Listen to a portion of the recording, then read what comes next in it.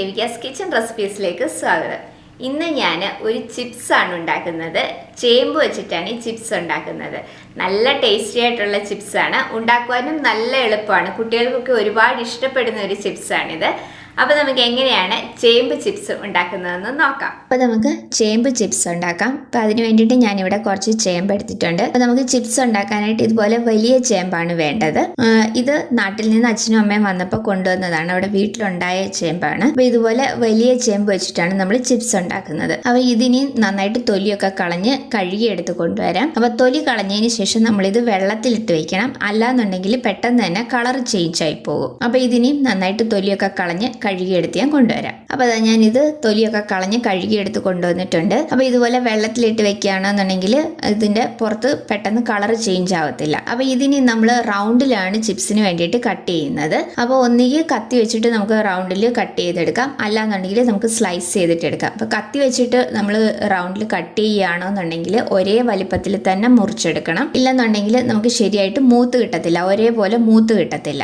അല്ലെന്നുണ്ടെങ്കിൽ നമ്മൾ ഇതിൽ വെച്ചിട്ട് ഒന്ന് സ്ലൈസ് ചെയ്തെടുത്താൽ മതി. അപ്പം ഈ ഒരേ വലിപ്പത്തിൽ തന്നെ കിട്ടും. അപ്പം ഇത് ഒന്നുകിൽ നമുക്ക് ഡയറക്റ്റ് എണ്ണയിലോട്ട് തന്നെ നമ്മൾ സ്ലൈസ് ചെയ്ത് ഇട്ട് കൊടുക്കാം. പക്ഷെ അത് നല്ല പരിചയം ഉണ്ടെങ്കിൽ മാത്രം അങ്ങനെ ചെയ്താൽ മതി. അല്ലെങ്കിൽ നമ്മളൊരു പാത്രത്തിലേക്ക് സ്ലൈസ് ചെയ്ത് വെച്ചതിന് ശേഷം പിന്നെ നമ്മളിത് വറുത്തെടുത്താൽ മതി. അപ്പം ഞാനിത് കംപ്ലീറ്റ് എല്ലാം ഒന്ന് സ്ലൈസ് ചെയ്തെടുത്ത് കൊണ്ടുവരാം. അപ്പോൾ അതാ ഞാനിതൊന്ന് സ്ലൈസ് ചെയ്തെടുത്തിട്ടുണ്ട്. പകുതി ഞാനിതുപോലെ സ്ലൈസ് ചെയ്തെടുത്തിട്ടുണ്ട്. ഇത് വറക്കുന്ന സമയത്ത് നമുക്ക് ബാക്കിയുള്ളതും കൂടെ സ്ലൈസ് ചെയ്തെടുക്കാം. അപ്പോൾ അതാ ഇതുപോലെ ഒരേ വലിപ്പത്തിൽ വേണം നമ്മളിത് കട്ട് ചെയ്തെടുക്കാനായിട്ട്. നമ്മൾ കത്തി വെച്ചിട്ട് കട്ട് ചെയ്യുകയാണെങ്കിലും ഒരേ വലിപ്പത്തിൽ തന്നെ കട്ട് ചെയ്തെടുക്കണം, എങ്കിലും മാത്രമേ ഒരുപോലെ മൂത്ത് കിട്ടത്തുള്ളൂ. അപ്പോൾ അതൊന്ന് ശ്രദ്ധിച്ചാൽ മാത്രം മതി. അപ്പോൾ ഇനി നമുക്കിത് വറുത്തെടുക്കാം.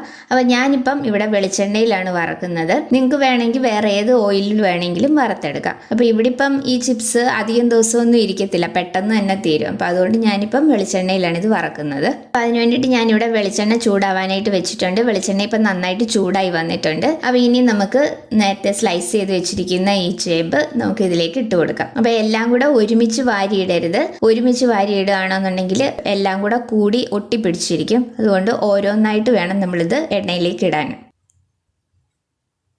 അപ്പോൾ ഇത് എണ്ണയിലേക്ക് ഇടുമ്പം ഒരുപാട് ലോ ഫ്ലെയിമിലാക്കി വെച്ചിട്ടും ഇടാൻ പാടില്ല. മീഡിയം ഫ്ലെയിമിനും ഹൈ ഫ്ലെയിമിനും ഇടയിൽ വെച്ചിട്ട് വേണം നമ്മളിത് എണ്ണയിലേക്ക് ഇടാനായിട്ട്. അപ്പം ഞാനിതെല്ലാം എണ്ണയിലേക്ക് ഇട്ട് കൊടുത്തിട്ടുണ്ട്. അപ്പോൾ ഇതിനി നമ്മൾ ഉടനെ തന്നെ ഇത് തവി വെച്ചിട്ട് ഇളക്കരുത്, പൊടിഞ്ഞു പോകും. ഒരു 2 മിനിറ്റ് കഴിഞ്ഞതിന് ശേഷം മാത്രം നമ്മളിത് ഇളക്കി കൊടുത്താൽ മതി. അപ്പോൾ ഇനി ഞാനിവിടെ ഉപ്പുവെള്ളം ഒന്ന് കലക്കിയെടുക്കുകയാണ്. ഒരു 1/2 കപ്പ് വെള്ളത്തിൽ കുറച്ചേറെ ഉപ്പ് ചേർത്തിട്ട് ഇതൊന്ന് മിക്സ് ചെയ്ത് വെച്ചിട്ടുണ്ട്. ഉപ്പേരി ഒരു 1/4 ഭാഗം മൂത്ത് കഴിഞ്ഞതിന് ശേഷമാണ് നമ്മൾ ഈ ഉപ്പുവെള്ളം ഇതിലേക്ക് ഒഴിച്ചു കൊടുക്കുന്നത്. ഇപ്പോൾ 2 മിനിറ്റ് കഴിഞ്ഞിട്ടുണ്ട്. അപ്പോൾ നമുക്കിതൊന്ന് ഇളക്കാം. അപ്പോൾ ഇടയ്ക്കിടയ്ക്ക് ഇതുപോലെ ഒന്ന് ഇളക്കി കൊടുക്കണം, എല്ലാ സൈഡും ഒരേപോലെ തന്നെ മൂത്ത് വരാനായിട്ട്. അപ്പോൾ ഇതിനി നന്നായിട്ടൊന്ന് മൂത്ത് വരട്ടെ. 1/4 ഭാഗം ഒന്ന് മൂത്ത് വന്നതിന് ശേഷം നമുക്കിതിലേക്ക് ഉപ്പുവെള്ളം ഒഴിച്ചു കൊടുക്കാം. അപ്പോൾ ഇപ്പോൾ ഇത് 1/4 ഭാഗത്തോളം മൂത്ത് വന്നിട്ടുണ്ട്. അപ്പോൾ നമുക്കിങ്ങനെ ഇളക്കുന്ന സമയത്ത് അത് മനസ്സിലാവും, ചെറുതായിട്ട് കിലുകില സൗണ്ട് കേൾക്കും. അപ്പോൾ ആ സമയത്ത് വേണം നമ്മളിതിലേക്ക് ഉപ്പുവെള്ളം ഒഴിച്ചു കൊടുക്കാനായിട്ട്. അപ്പോൾ ഇനി നമുക്കിതിലേക്ക് ഉപ്പ് ചേർത്ത് കൊടുക്കാം. അപ്പം ഞാനിപ്പം 1 ടേബിൾ സ്പൂൺ ഉപ്പുവെള്ളമാണ് ഇതിലേക്ക് ചേർത്ത് കൊടുക്കുന്നത്.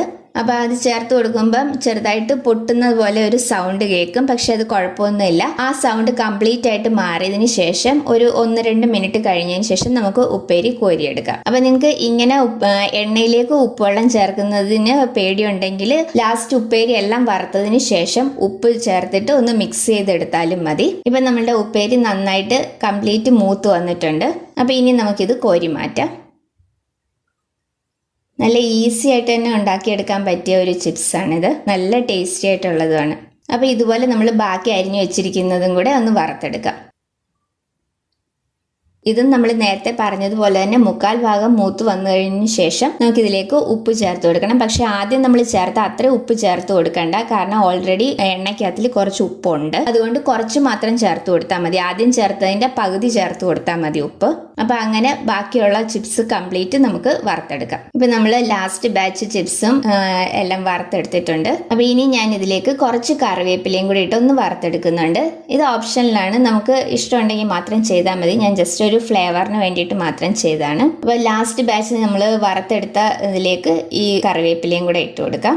അപ്പം ചിപ്സ് ഞാനിവിടെ ഒന്ന് നിരത്തി ഇട്ടിട്ടുണ്ട്. ഇതിൻ്റെ ചൂടൊക്കെ നന്നായിട്ട് മാറിയതിന് ശേഷം വേണം നമ്മൾ എയർ ടൈറ്റ് ആയിട്ടുള്ള ഒരു കണ്ടെയ്നറിൽ ഇട്ട് സൂക്ഷിച്ച് വെക്കാനായിട്ട്. അപ്പം ലാസ്റ്റ് ബാച്ച് വറുത്തെടുത്തതിനകത്തിൽ ഞാൻ കറിവേപ്പിലയും കൂടി ഇട്ട് കൊടുത്തിട്ടുണ്ട്. അപ്പം നല്ല ക്രിസ്പി ആയിട്ടുള്ള നല്ല ടേസ്റ്റി ആയിട്ടുള്ള ചിപ്സാണിത്. അപ്പം ഞാനതൊന്ന് കാണിക്കാം.